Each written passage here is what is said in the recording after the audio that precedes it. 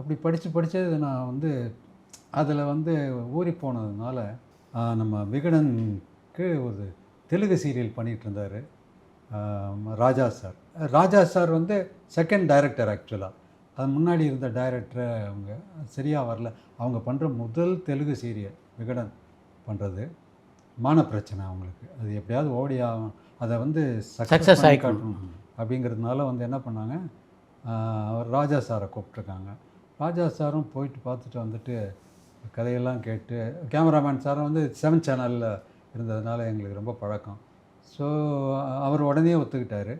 வந்து ஒரே ஒரு கண்டிஷன் சொன்னார், சார் கண்மணி சுப்பு சார் எழுதினார்னா நான் அக்செப்ட் பண்ணிக்கிறேன், ஏன்னா ஓவர் நைட்டில் கதை பண்ணுவார் அவர், எனக்கு அது ஒரு வசதியாக இருக்கும் அப்படின்னாரு. சரின்னு ஒத்துக்கிட்டாங்க.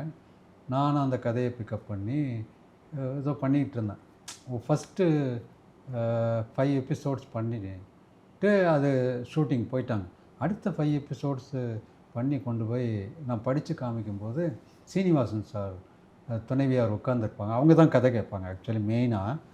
அவங்க வந்து, ஏன் சார் உங்கள் கதாநாயகிக்கு கோபமே வராதா அப்படின்னாங்க. நான் சொன்னேன், எந்த கல்லீரலில் கோபம் இருக்கோ அந்த கல்லீரல் மறுபக்கம் மனித நேயம் இருக்குது இப்படின்னு சீன மருத்துவ சித்தாந்தத்தை லைனாக சொல்லிகிட்டே இருக்கேன். ஆனால் கேட்கும்போது அவ்வளோ இன்ட்ரெஸ்டிங்காக இருக்கும்.